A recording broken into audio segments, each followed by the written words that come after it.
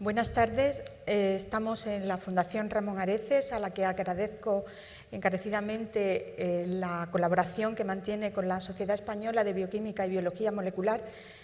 Y es una colaboración y también un patrocinio para muchas de las actividades que realiza la sociedad. Y concretamente también agradezco el que nos haya incluido en este programa de conversaciones que mantiene la Fundación Ramón Areces para difundir la ciencia y la investigación. Y esta es la tercera conversación de este año. Me han precedido dos compañeros más de la sociedad en que han propuesto temas relacionados con el ARN y con la medicina personalizada. Y hoy lo vamos a centrar en otro ámbito de la bioquímica y la biología molecular, como es la bioquímica y la biología molecular de plantas. El título de esta conversación que nos ocupa hoy se trata del control del desarrollo vegetal a la biotecnología, fortalezas y debilidades. Esta conversación pretende centrar la atención en el papel que tiene la investigación en los mecanismos y procesos que controlan el desarrollo vegetal y que son importantes para la aplicación biotecnológica.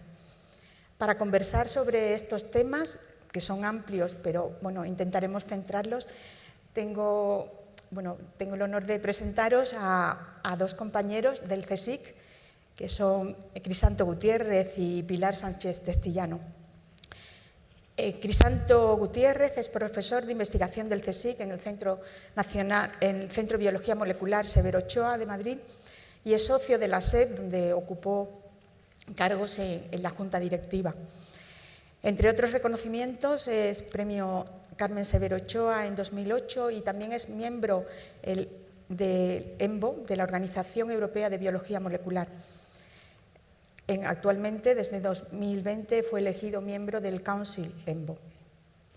Y internacionalmente, pues, se le reconoce por sus trabajos en biología celular de plantas, en biología molecular de plantas, para entender la interrelación que hay entre la dinámica de la cromatina, la replicación del ADN y la proliferación celular.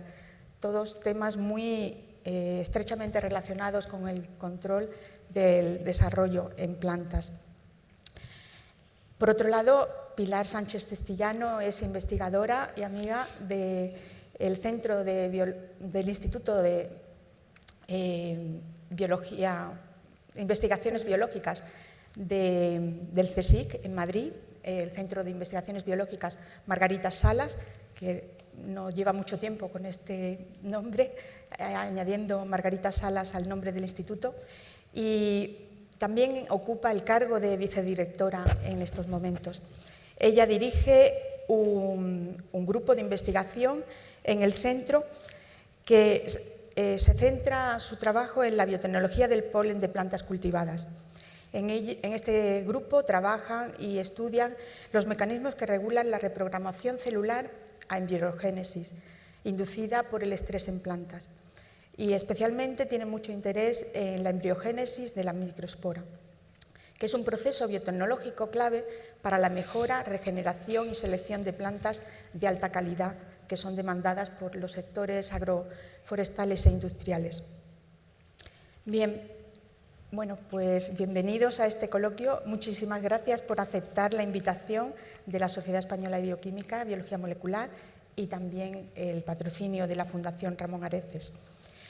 Bueno, tenemos un tema muy amplio por delante y el tiempo que tenemos pues, es relativamente corto para profundizar en tantos temas que están en torno a la biología celular, a la biología molecular de plantas y sus aplicaciones biotecnológicas.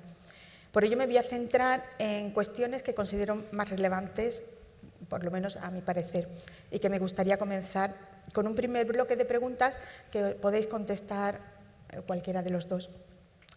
¿Cómo veis el estado actual de la investigación en plantas y, en particular, en el contexto de los retos que se nos presentan en la agricultura? ¿Quién quiere empezar? Bueno, pues nada, primero simplemente también empezar agradeciendo a a ti y a la Sociedad Española de Bioquímica y Biología Molecular la invitación, y a la Fundación Ramón Areces por organizar este coloquio científico. Yo creo que es un tema que nos importa a todos, a toda la sociedad, y en los retos que se nos vienen en el futuro cercano, pues va a tener muchísima importancia. Yo creo que en los últimos años, en las 2-3 últimas décadas, realmente los avances que ha habido en la ciencia en general, pero particularmente en el ámbito de la biología de plantas, han sido realmente espectaculares. Es decir, el avance con las tecnologías ómicas, por ejemplo, o más recientemente con el desarrollo de la tecnología de edición genética, junto a la secuenciación de muchísimos genomas de plantas de interés agronómico y especies modelo, pues yo creo que nos han dotado de unas herramientas de prospección y de investigación en este campo realmente inéditas, y que están suponiendo un avance espectacular en cuanto a identificar genes responsables de funciones importantísimas en las plantas, rutas metabólicas implicadas en procesos de desarrollo y de adaptación. Entonces, el avance, yo creo que estamos en un punto muy, muy bueno para poder abordar estos retos que tenemos por delante. Otros problemas que habrá que afrontar es el cómo se abordan y qué problemas todavía persisten, como es el traslado de muchos de esos conocimientos a la problemática real de la agricultura en cultivos concretos, y trasladar ese conocimiento a aplicaciones reales que constituyan, pues, poner en marcha en la industria agroalimentaria cultivos más resilientes a los cambios climáticos o más productivos. Tenemos muchos retos, pero yo creo que verdaderamente el avance que tenemos en estos momentos nos posiciona bien. ¿No quieres añadir algo? Sí, aparte de unirme a lo que ha comentado Pilar, de agradecer obviamente a la Fundación Ramón Areces y a la SERBM por este esfuerzo de visibilizar una serie de problemas actuales de la biología, yo me uno a lo que tú has comentado. Realmente, en las últimas décadas el impulso ha sido importante a nivel español e internacional, pero dentro de España sí que hay una enorme cantidad de grupos muy bien posicionados a nivel de su producción científica y de su reconocimiento internacional, y varios centros a lo largo de todo el territorio que realmente han impulsado muchísimo el desarrollo y toda la investigación en biología en general, en biología de plantas y en particular en la biología celular y molecular. Y de hecho, yo creo que este tipo de coloquios y de iniciativas es muy importante, porque yo creo que hay un déficit de visibilización a nivel social en general de la importancia y la relevancia de la investigación en biología de plantas, lo cual realmente es importante en estos momentos en los que todo el foco, como es lógico por otra parte, está enfocado en los problemas de salud, pero no solo es eso, sino que hay otras muchas actividades científicas que deberían visibilizarse más. Sí, estoy totalmente de acuerdo. Parece que siempre el ámbito de la bioquímica, la biología celular de plantas, biotecnología de plantas, es un terreno no tan visibilizado, y es verdad que agradecemos a la Fundación Ramón Areces pues, que nos dé la oportunidad también de hablar de este tema. Bueno, por proporción, pues los grupos que trabajan en salud humana y por el impacto social que tienen es muy relevante y captan muchísima atención, pero bueno, también nos alimentamos y necesitamos que nuestros cultivos, bueno, pues tengan calidad y tengan, bueno, un control y un desarrollo óptimo, ¿no? Y para eso, pues la biología molecular, pues conocer bien los mecanismos que hay detrás de todos estos procesos, pues es fundamental, ¿no? Fundamental para conseguir el objetivo final. Entonces, ¿creéis claramente que estamos bien preparados, bien posicionados en España? Sí.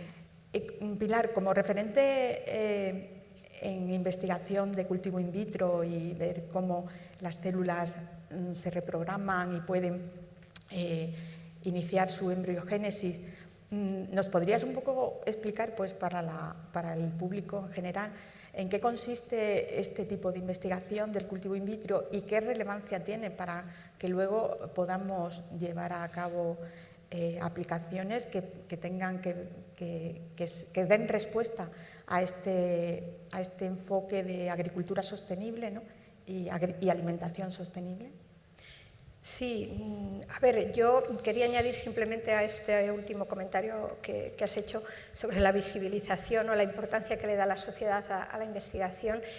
Yo creo que, por desgracia, es un mal general, ¿no? No tenemos una cultura científica en España y probablemente en otras partes del mundo, pero yo creo que en España tenemos un déficit realmente importante de interés público, ¿no? y por extensión de interés político, ¿no? en lo que significa la inversión en investigación. Y yo creo que además la investigación en plantas realmente es difícil ver cuando la gente o la sociedad en general va a ver la necesidad, como tristemente hemos visto con la pandemia, ¿no? en la investigación biomédica, pero es algo que va a llegar y a no tardar. Es decir, a no tardar, porque tenemos las amenazas del cambio climático, ya se están viendo mucha cosecha y mucha producción agrícola amenazada con la reducción de tierras de cultivo, desertificación y deforestación de bosques. Es decir, que necesitamos también apostar realmente porque la investigación en plantas esté bien posicionada desde ya para responder a esos retos con eficiencia.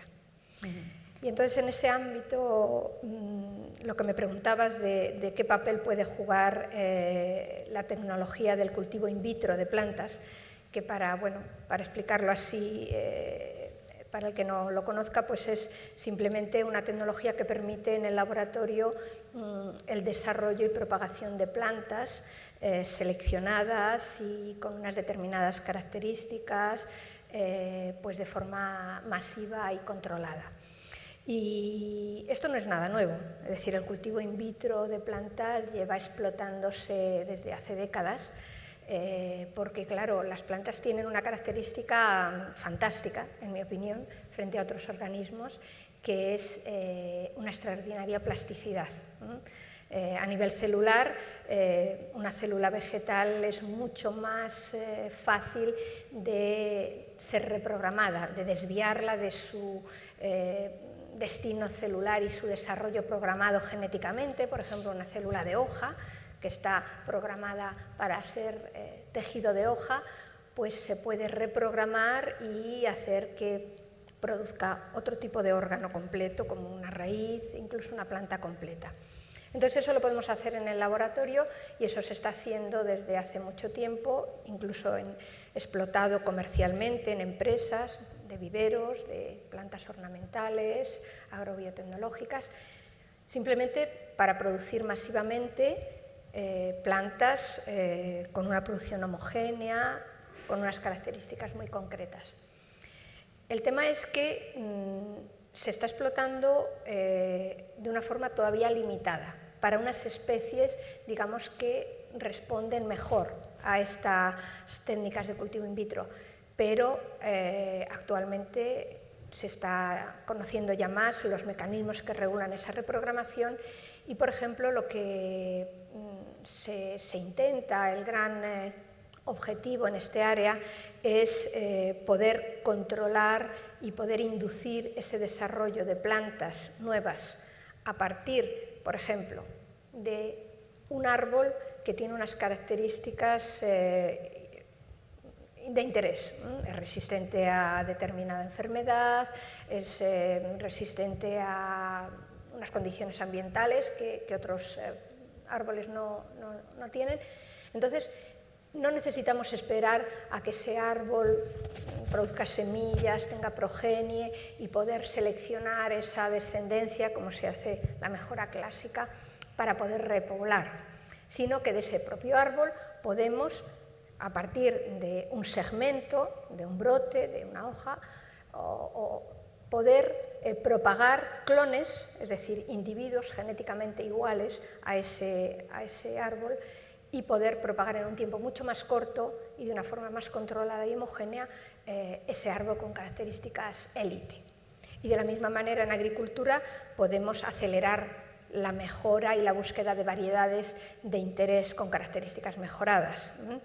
Por ejemplo, también con la embriogénesis de microesporas que has mencionado, que bueno, es uno de los temas que tenemos en el laboratorio, pero bueno, que también se está explotando en otros muchos grupos, ¿no?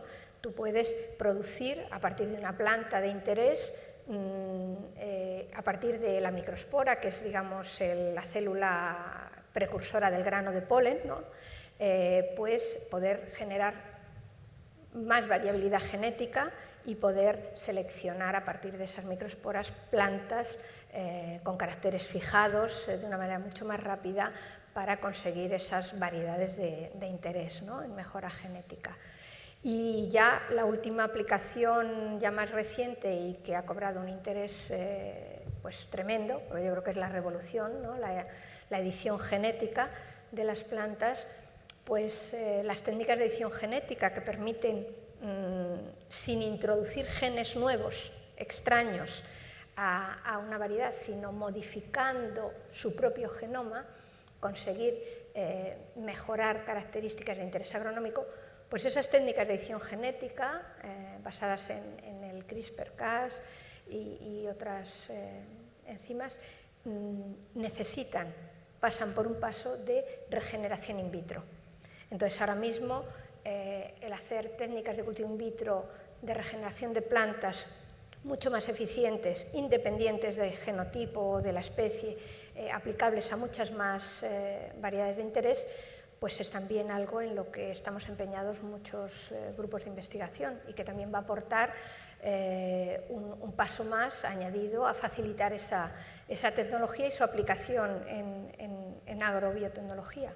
Sí, esto es una aplicación que quizás es poco, o que no está muy visibilizada, porque toda la edición genética tiene muchísima divulgación a nivel de salud humana, todo lo que va a representar para la medicina personalizada, etcétera, pero quizás la gente no tiene en mente que también es una herramienta en biología de plantas muy, muy importante, y que, claro, como todo desarrollo en investigación en plantas va un poco a la zaga, ¿no? Rezagado con respecto a la biología humana, pero no quiere decir que no tenga una aplicación y que va a tener un potencial muy importante, ¿no?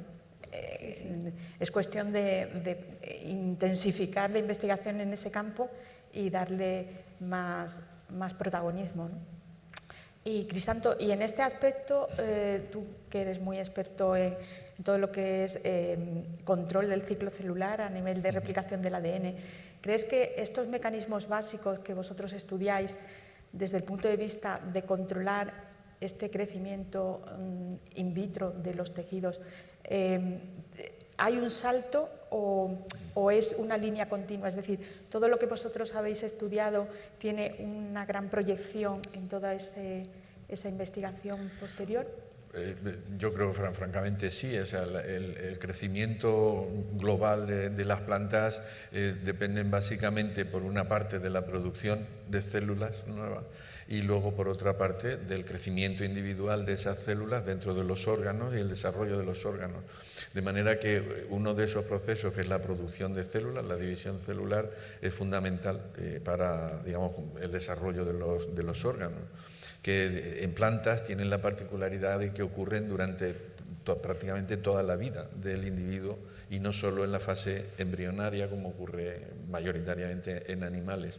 Entonces, entender bien cómo son los procesos de crecimiento y de producción de las células es fundamental. En realidad, cómo se relaciona con lo que comentaba Pilar de la reprogramación en los casos de desarrollo in vitro, pero simplemente en lo que es la formación de nuevos órganos. Y algo que es realmente muy importante es que una de las primeras respuestas de, digamos, distintos órganos de la planta a condiciones de estrés, tanto ya sea por salinidad, por sequía, etcétera, o por infecciones, de distintos tipos de infecciones, es en general una parada de la proliferación celular para, digamos, que dar tiempo a esas células de la planta a bien reprogramarse o bien responder de una manera efectiva en su crecimiento. Entonces, de nuevo, el entender bien cómo es esa parada, qué genes están implicados y cómo eventualmente se pueden modificar esas rutas para hacer plantas que sean capaces de crecer en respuestas a, digamos, a distintos tipos de estrés, es uno de los aspectos más, digamos, yo creo, más interesantes. Y especialmente explorando algunos de las rutas y de los procesos biológicos, procesos metabólicos que hasta ahora no se han, digamos, explotado suficientemente, como es, por ejemplo, que comentaba, la replicación del genoma y, digamos, toda una serie de, digamos, de componentes de los llamados epigenéticos, que es realmente de primera importancia. Sí, entonces tú crees, es decir, ¿cuál sería el foco de atención que habría que dar ese salto para centrarse en ese aspecto más oscuro del control del desarrollo vegetal? Es decir, ¿cuál es esa zona que todavía no se ha explorado completamente, o bien porque la tecnología no lo permite o porque todavía no...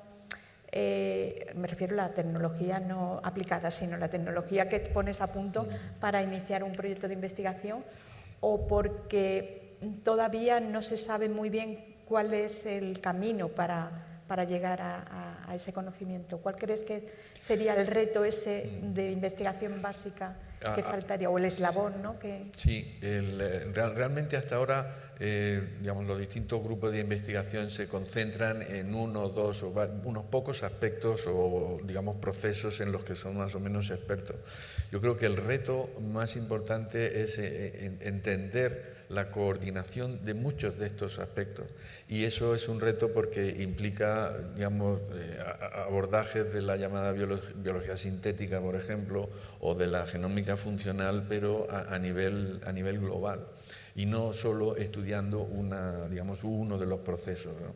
Yo creo que ese es uno de los retos más importantes, entender cómo se coordinan todos estos procesos, ya sean de respuesta hormonal, de respuesta de división celular, de crecimiento, etcétera, para, digamos, poder entender cuál es la respuesta, digamos, global de las células individuales y de la planta en su conjunto. Es decir, que haría falta un salto de un paradigma nuevo, ¿no? para tener un enfoque, un escalón más arriba, ¿no? Es un enfoque sistémico en el fondo y, digamos.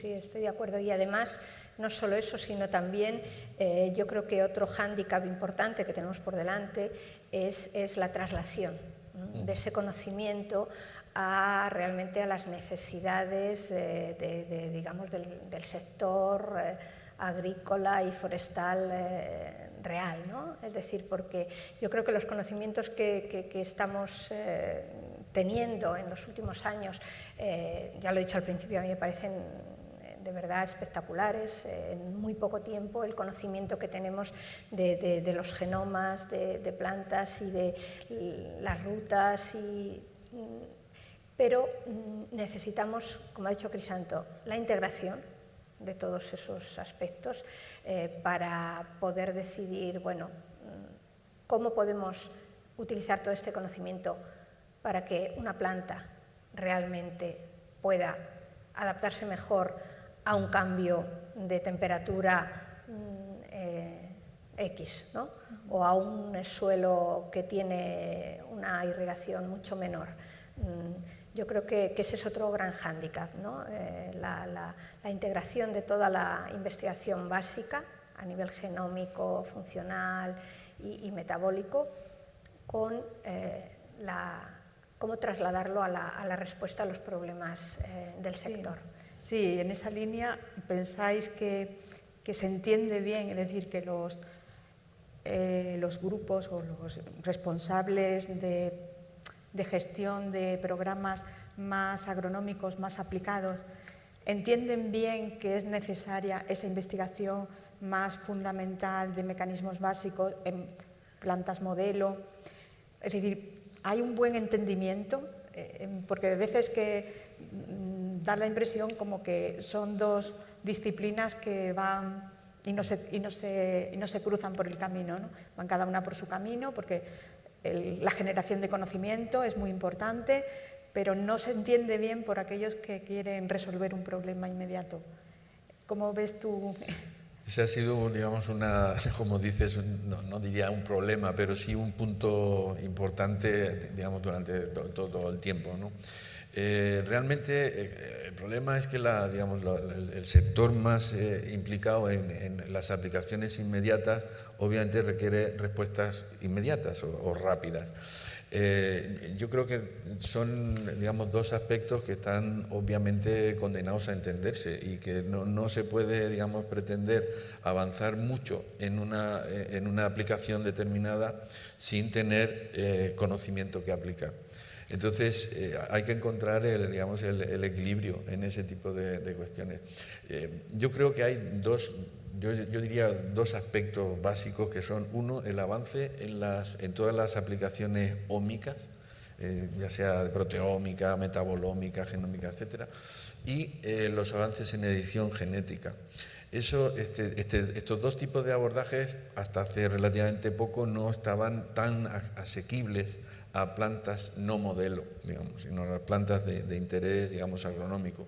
Entonces, eso hoy es una realidad y yo creo que van a permitir, digamos, que la trasladación de conocimientos de plantas modelo a plantas de interés agronómico sea mucho más fluida, que yo creo que es, digamos, el ideal, ¿no?, de lo que debe ocurrir.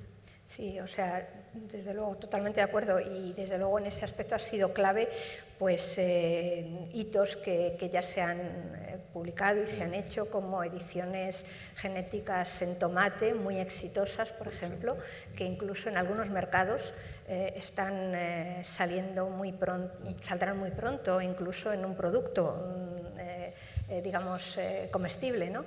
No en Europa, porque por desgracia en Europa quizá lo comentaremos un poquito más adelante, el problema grave que tenemos que abordar y que resolver, pero en otros países en los que la edición genética en plantas no tiene una regulación tan estricta ni tan prohibitiva como en Europa, pues están aprovechando estas tecnologías para acelerar de una manera espectacular y súper eficiente la edición genética para mejorar sus cultivos.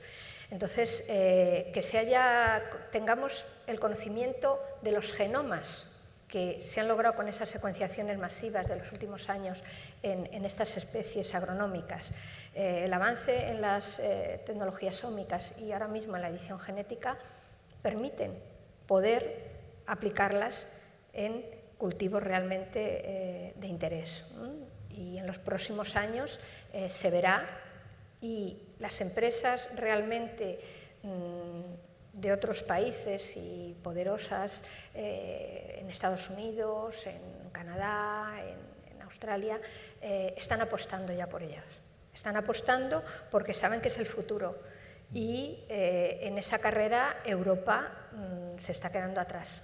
Se está quedando atrás, lamentablemente, porque a nivel científico no hay absolutamente ninguna duda en ningún ámbito, por poco conocimiento que se tenga de estas tecnologías, que la edición genética es totalmente segura y no tiene absolutamente ningún riesgo para la población. Y sin embargo seguimos con un ambiente en Europa a nivel social y a nivel político demasiado restrictivo y que tenemos que resolver. Tenemos que resolver porque nos estamos quedando atrás. Sí, no quería entrar en el terreno de transgénicos porque ha sido muy debatido, pero bueno, la edición genética no va en esa línea, pero puede tener a nivel europeo, de legislación europea, los mismos problemas. ¿Creéis que esa no aceptación que tuvieron la introducción de cultivos transgénicos en Europa también va a pasar con la edición genética? Yo espero que cambie. Vamos a ver, ha habido una primera normativa que ha sido un mazazo, en el cual pues, la Comisión Europea dictaminó que se consideraban las plantas, en general los organismos con edición genética, igual, con la misma normativa que un transgénico. Luego, digamos que ha habido algunas otras iniciativas de modificar esa legislación y parece que está en marcha una revisión del tema. No sé dónde llegará. Me gustaría confiar, pero estamos todavía a la cola. Bueno, retomando un poco, para no terminar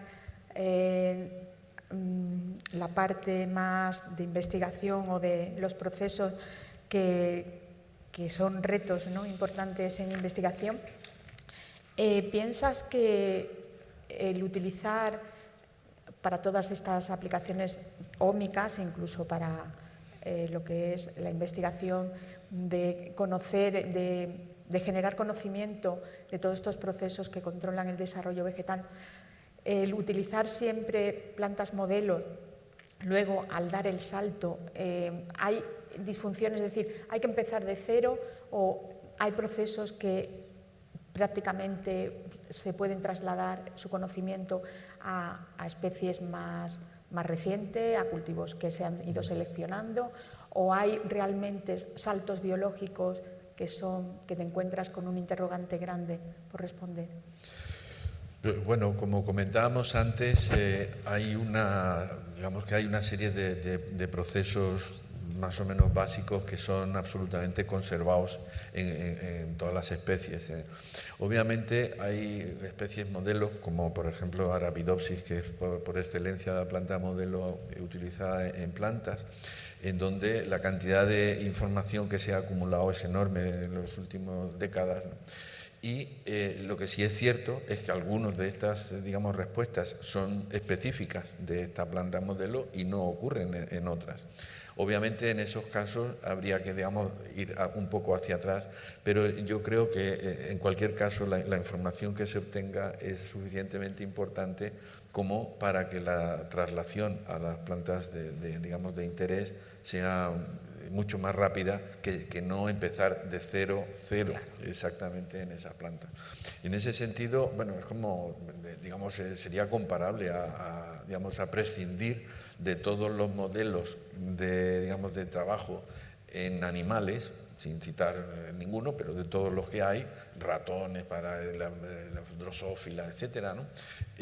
Para trabajar solo en la especie humana, que sería prácticamente imposible, ¿no? Entonces, obviamente, como siempre, la combinación de las dos, de la utilización de plantas modelo y de plantas directamente de interés agronómico, es fundamental, y hoy es posible hacer mucha investigación en plantas que no sean modelo. Obviamente, la información básica sobre la que uno se apoya es mucho mayor en las plantas modelo como Arabidopsis, pero yo creo que eso solo es algo positivo en cuanto a la investigación. Sí, es un primer ladrillo que luego que a partir del cual tienes que seguir. Y con todos los retos de cambio climático o de diferentes formas de cultivar, ¿no?, porque posiblemente haya que cultivar de otra manera, ¿no?, en el futuro, ¿crees que el entender la regulación epigenética es básica y fundamental? ¿Me preguntas? Sí, sí. Sí, eso es fundamental. Es un aspecto que, yo creo que en los próximos años y décadas va a ser uno de los puntos calientes. Que obviamente la información genética es importante, pero todo lo que está relacionado con la reprogramación de las células, su capacidad, su plasticidad, que comentaba al principio Pilar, y otra serie de procesos dependen enormemente de cambios epigenéticos. Y esos cambios epigenéticos obviamente son extremadamente complejos y sí que es importante estudiarlo no solo en organismos modelos, sino en general en distintos procesos, porque tenemos el proceso de la floración, la transición de los meristemos desde los aspectos vegetativos al reproductivo, lo que es la formación de la semilla, etcétera. Todos estos procesos que son básicos en el crecimiento de plantas y en el desarrollo están muy influenciados por, modificaciones epigenéticas. De manera que entenderlas y saber cómo se controlan, cómo las afecta el ambiente, etcétera, es de importancia primordial. Yo creo que es uno de los aspectos, de mayor interés en el futuro. Claro, sobre todo... Perdón, añadiendo a lo que comenta Crisanto, es que además, la epigenética está en la base de la adaptación de los organismos al medio ambiente. Es decir, una modificación epigenética que no afecta directamente al gen, sino a las modificaciones que no afectan a la secuencia del DNA y que permiten una función diferente o una transcripción diferente de ese gen, es lo que permite de una manera rápida a los organismos y en concreto a las plantas adaptarse a situaciones ambientales adversas o nuevas y está en la base de la capacidad de adaptación. Entonces, entenderlos, y yo estoy completamente de acuerdo con lo que acaba de comentar Crisanto, no primero, sino a la vez, en especies modelo mucho más fácilmente manejables y con más herramientas para descifrar estos mecanismos, y también en otras plantas no modelo y de interés agronómico o forestal, pues va a ser básico en los próximos años para poder tener el conocimiento que nos permita ver si podemos dar respuesta a esos cambios ambientales que se avecinan y que están aquí ya. Y una pregunta también, intentando conectar el interés de la investigación más agronómica, más aplicada, que siempre va buscando la calidad, tanto calidad nutricional como calidad sensorial o calidad de aspecto de frutas, de cualquier alimento. Cuando se hace investigación para seleccionar de cultivo in vitro, cuando se hace una investigación más de laboratorio, ¿se tiene en el foco esa última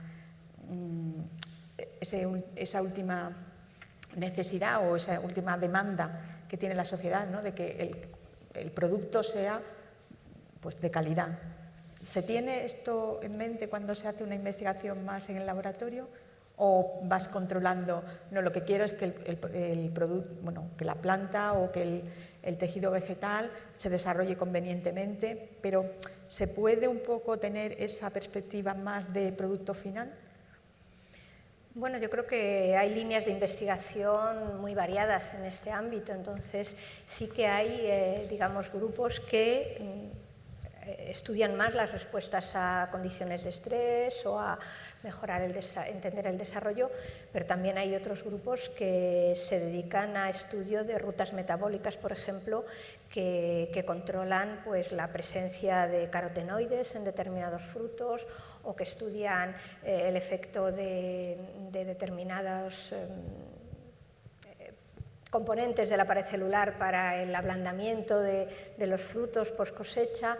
O sea, yo creo que sí que hay líneas de investigación que están abordando esos temas más relacionados con la calidad del producto final, ¿no? El ablandamiento de la fresa, por ejemplo. En España además tenemos grupos realmente muy bien posicionados en temáticas de ese tipo o en el de producir tomates con mejor cantidad o mayor cantidad de carotenos o de bioproductos, con valor añadido, ¿no?, nutricional.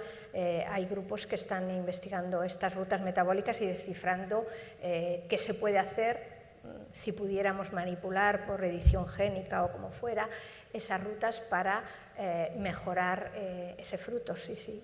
hay líneas en ese sentido. Si puedo añadir un comentario, realmente es cierto esto que comenta Pilar. Yo creo que también es, digamos, igualmente, digamos, válido el hacer un abordaje, pues, digamos, finalista, en el sentido de decir, bueno, estudiando tal proceso se consigue o que la planta crezca mejor, o que el fruto se produzca de tal manera, o que sea resistente a un determinado estrés, etcétera. A pesar de que se pierdan algunas de las propiedades, digamos, interesantes de esa fruta. Y a partir de ahí intentar volver hacia atrás con el conocimiento ahora, digamos, ómico y general, para intentar, digamos, solucionar el problema posible de haber perdido ciertas características de interés. Creo que ese abordaje es un poco más efectivo que el no intentar desde el principio no perder, porque muchas veces no se conoce la coordinación. Es un poco ir como ha funcionado la evolución, que no es cuando no funciona algo volver al principio y empezar de nuevo, sino a partir de donde estoy intentar mejorar esa situación. Que es una retroalimentación de ir hacia adelante y hacia atrás, continuamente viendo cuál es el mejor camino para llegar a ese objetivo final, ¿no? Y solo seremos eficientes, de verdad, en mi opinión, cuando tengamos, digamos, una investigación fuerte en todos esos aspectos, porque eso nos permitirá, si tenemos una apuesta en investigación básica fuerte y una apuesta digamos, en grupos que hacen una investigación más relacionada con los productos del mercado, más agrícola, en todos esos aspectos tenemos que tener grupos bien posicionados y con una investigación fuerte para poder en un momento de una demanda concreta de la sociedad poder responder lo más rápido posible. ¿Qué es lo que ha pasado ahora con las vacunas y con la pandemia? Solo porque había detrás unas tecnologías y un conocimiento realmente potente, se ha podido responder así de rápido. Sí, entonces, ¿creéis que el sector biotecnológico es, a día de hoy, no sé lo que va a ser en el futuro, porque claro, cuando hay una premura de dar respuesta por una crisis ambiental, como sea, pues todo el mundo se pone las pilas, ¿no? Como ha pasado ahora con la COVID-19. Pero ¿creéis que hasta que ese punto crítico de decir, bueno, es que tenemos que sí o sí abordar esto de esta manera, hoy en día el sector biotecnológico es receptivo? Es decir, ¿hay buena comunicación entre la investigación más básica y hay demanda? ¿El sector biotecnológico se acerca, se interesa por lo que se está haciendo más en investigación fundamental? En España la situación es complicada. Yo creo que en otros países sí lo están haciendo, pero en España tenemos un sector agrobiotecnológico pues, cimentado fundamentalmente en pequeña y mediana empresa, digamos con una apuesta por la investigación limitada. Entonces yo creo que se están acercando cada vez más y hay muchas empresas cada vez más que apuestan por la investigación y tienen incluso sus propios proyectos. Hay una, yo diría que tímida, apuesta institucional por programas público-privados que integren las necesidades del sector industrial con la academia, con la investigación académica y que están ayudando pero todavía yo creo que hay un gap, un espacio ahí que tenemos que llenar, que nos ayude a los grupos de investigación a poder encontrar el camino hacia la transferencia al sector económico de nuestros conocimientos. Porque ahí no hay nadie en este país, o sea, estamos los investigadores haciendo la investigación y las empresas con sus demandas. Pero en el medio no hay nadie que haga esa labor, en mi opinión, que no es trivial, que es la de hacer esa transferencia. Es decir, tiene que haber, hay países que ahí hay todo un colectivo profesional trabajando. desde los centros de investigación, desde las empresas, oficinas de transferencia y tecnológicas muy potentes de profesionales que saben ofertar las carteras tecnológicas de las instituciones, llevarlas a los mercados concretos, abrir vías de comunicación entre los dos ámbitos, y en esos países eso está funcionando mucho mejor.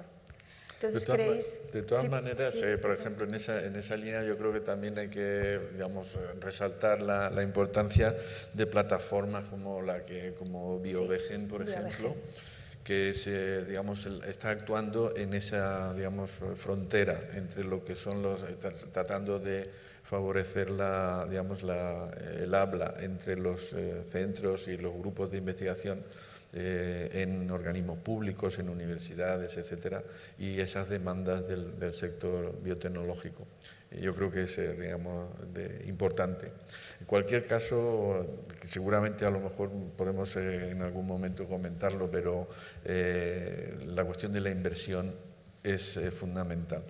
Y hoy por hoy, digamos, es incomprensible cómo con los enormes avances que ha habido en todo lo que es el área de biología vegetal, la inversión en este aspecto sigue siendo absolutamente ridícula, iba a decir, pero muy pequeña. Que no es tanto una cuestión económica de decir, bueno, las empresas no tienen dinero para invertir en este tipo de metodología, sino que es más una falta de comunicación o de foros donde haya más interlocución entre las partes. Un poco de todo. Yo creo que es una mezcla. Es una mezcla. Como decía yo al principio, realmente muchas veces, por razones obvias, las empresas del sector biotecnológico y agrario, digamos, que tienen unas necesidades muy inmediatas y no se puede mirar, o es difícil hacer programas a medio o largo plazo, a 5, 10, 15 años, ¿no? Eso requiere otro tipo de organización, digamos, de capacidad económica de las empresas, etcétera. Pero lo que sí se podría hacer en cualquier caso es desde los organismos públicos y desde los gobiernos, no me refiero a en general, digamos, convencerse de la necesidad de un aumento decidido de la inversión en todo el sistema, no solo en plantas, pero en todo el sistema de ciencia, que absolutamente digamos, es incomprensible que sigamos en niveles de hace 10 o 11 años, en niveles del año 2010. Y eso no es aceptable en una situación como la que estamos ahora. Totalmente de acuerdo. Sí, la verdad y que obviamente podría beneficiar, digamos, a todo el sistema, pero muy en particular a esto que estamos comentando ahora, ¿no?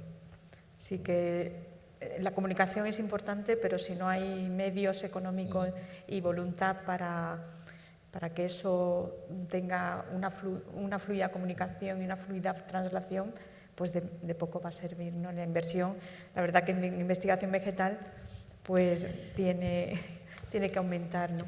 Claro, fíjate, además en un país en el que, como España, que realmente el sector hortofrutícola es un sector económicamente muy importante. O sea, incluso a nivel europeo, pues está a la cabeza. Sí, y, por ejemplo, el ejemplo que acaba de comentar Crisanto, esas empresas tienen interés por mejorar y saben que eso se lo puede dar la biotecnología vegetal y la investigación, cuando pues ya creo que son más de 100 socios de esa plataforma de biotecnología vegetal, BioVegen, más de 100 empresas de ese sector que están asociadas a esa plataforma, que, digamos, algo hace de poder comunicar a los investigadores con las necesidades de las empresas. O sea, que hay una realidad ya ahí que requiere una respuesta de inversión y de necesidades por resolver. Sí, cuando dices lo del sector hortofrutícola, pues es verdad que muchas veces la sociedad no es consciente de que somos primeros productores de determinados productos, ¿no? En el sector hortofrutícola, y que hay mucha investigación detrás y que el mundo entero pues demanda nuestros productos, ¿no? Entonces la investigación en este campo pues, es importante y tiene que ser de primera línea, ¿no? Para poder seguir apostando por nuevos productos o los mismos bien adaptados, porque las condiciones van a ir cambiando y tendremos que ir adaptándonos, ¿no? A la nueva agricultura. Además es que en España, como ya se ha dicho al principio, Crisanto lo ha comentado, es verdad que los grupos de investigación en España, en este sector, están muy reconocidos internacionalmente. O sea, tenemos realmente unos institutos y unos grupos en primera línea en este ámbito de la investigación en plantas. Y bueno, sería una pena que, como en tantas cosas, ¿no?, que estas líneas tan bien posicionadas pues no se las permita desarrollarse lo suficiente por una falta de inversión, desde luego. Y en este punto, desde el punto de vista de la agenda europea, ¿no?, 2030, todo el Green Deal, etcétera, ¿creéis que hay una apuesta decidida por la investigación en plantas? ¿Nos vamos a quedar en los porcentajes o en el protagonismo que venimos arrastrando de años atrás, o en esta nueva edición del programa europeo va a haber más inversión? ¿Cómo lo ves, Crisanto? En realidad, bueno, uno tiene que ser siempre optimista, ¿no? Pero realmente si uno se lee lo que es el plan de la Agenda 2030, que son unas 160 páginas en resumen así, digamos la palabra I+D sale solo 6 veces. Eso es un número, en fin, obviamente para hablar de problemas relacionados con los recursos hídricos, el cambio climático, la sostenibilidad, etc.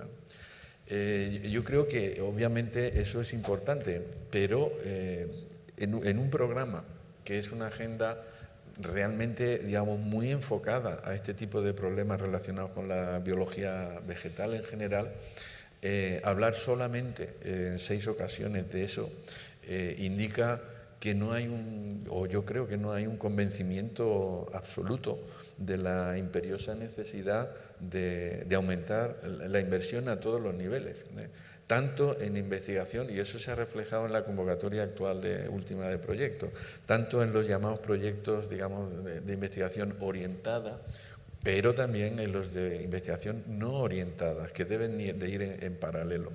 Entonces, obviamente, estoy seguro que, digamos, en el marco de la Agenda 2030 va a haber un importante incremento de fondos, ¿no?, de investigación. Pero lo que no está tan claro, o al menos desde mi opinión, es cuánto va a ser esa inversión.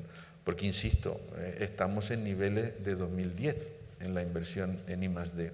Y eso es totalmente insuficiente, no solo para la Agenda 2030, sino para una, digamos, situación como la de España, mientras que todos los países de nuestro entorno, precisamente a raíz de la crisis de 2008, lo que hicieron fue aumentar de manera muy significativa toda su inversión en el sistema de I+D. Entonces, en fin, si este coloquio sirve para algo, además, creo que es importante hacer llegar esta idea al gobierno actual y obviamente a todos los gobiernos, porque esto debía ser algo, digamos, independiente del gobierno de turno, ¿no? Exacto. Sí, totalmente de acuerdo. Vamos, España se lo tiene que hacer mirar, yo creo, y Europa un poco en el ámbito del que estamos hablando, porque en el nuevo programa Horizonte Europa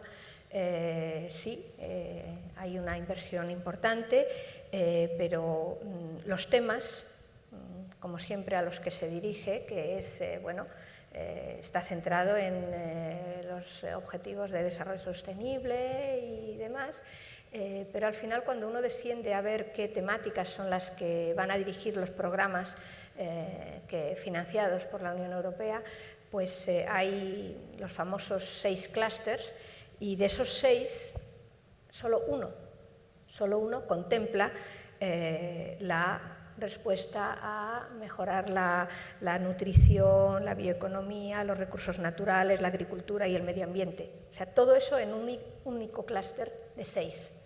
Quiere decir que, bueno, seguimos, incluso en Europa, incluso con el cambio climático en primera agenda social, todavía con una pequeña porción del interés real y de la apuesta real en inversión, en investigación en temas de biología de plantas.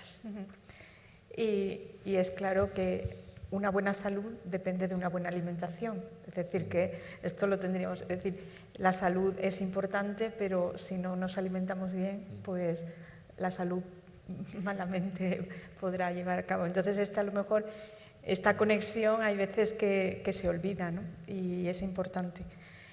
Bien, bueno, pues para finalizar, y dada la naturaleza de este coloquio, ¿no?, y el público al que se dirige, pues también me gustaría terminar con una pregunta más personal, ¿no?, y también a la vez más general.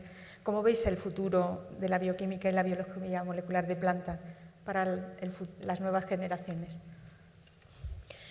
Hombre, yo también quiero ser optimista, como Crisanto, y aparte, bueno, yo creo que soy optimista por naturaleza en general. Yo les auguro un futuro bueno en el sentido de que hay unas amenazas que responder, unos retos de la sociedad en los cuales la investigación en plantas tiene que dar la respuesta, no va a quedar otra. Y yo creo que en los próximos años tiene que haber un cambio de paradigma en el cual realmente la sociedad europea y quiera Dios que a nivel mundial verdaderamente apueste porque sin ciencia no hay futuro, ese eslogan que tanto oímos desde hace un tiempo, pero que es una realidad absoluta, ¿no? Y dentro de esa ciencia, la ciencia en plantas es esencial para el futuro del planeta. Entonces yo creo que hay mucho campo, estamos en una posición realmente privilegiada en este momento de la investigación científica en plantas y creo que el futuro de estas generaciones que ahora mismo pueden estar estudiando o empezando su carrera en investigación, más allá de la investigación biomédica, que siempre ha tenido, por supuesto, adeptos, yo creo que está ganando también ahora muchos en este otro ámbito. Sí, desde el punto de vista, realmente, si uno compara cómo era la situación, por ejemplo, hace 30 años o en fin, hace bastante tiempo, en cuanto a la, digamos, disponibilidad, accesibilidad, etcétera, de los laboratorios de investigación en biología molecular de plantas comparado a lo que es hoy, la situación es la noche y el día, ¿no? Entonces, realmente la investigación ahora en bioquímica y biología molecular de plantas es sumamente atractiva y es capaz de hacer, digamos, unos abordajes muy sofisticados que realmente permiten, digamos, estudiar procesos digamos, complejos, ¿no? Muy complejos. A nivel, digamos, individual es obvio que, digamos, toda la gente joven ahora que nos llega a los laboratorios a hacer la tesis, por ejemplo, o a hacer un postdoc o algo así, se encuentran con el enorme problema de la falta de posibilidades digamos, de continuar una carrera investigadora, etcétera, ¿no? Ayer leía que la ministra de nuestra área, ¿no?, la señora Diana Morán, decía que iba a haber como un boom de 12.000 puestos de investigación. Obviamente esperamos que algunos vayan al área de plantas.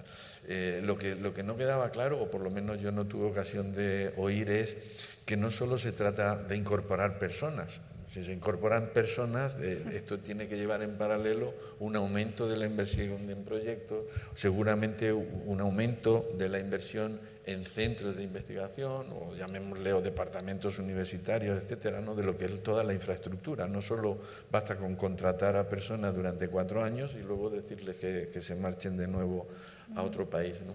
Entonces, obviamente, el campo es atractivo y yo espero y deseo que en los próximos años haya una apuesta decidida por el campo. Bueno, pues terminamos aquí. Gracias, Crisanto, gracias, Pilar, por participar en este coloquio y gracias a la Fundación Ramón Areces por la apuesta decidida en difundir la ciencia y la investigación y acompañar en esta labor a la Sociedad Española de Bioquímica y Biología Molecular. Muchas gracias. Un placer. Gracias. Gracias.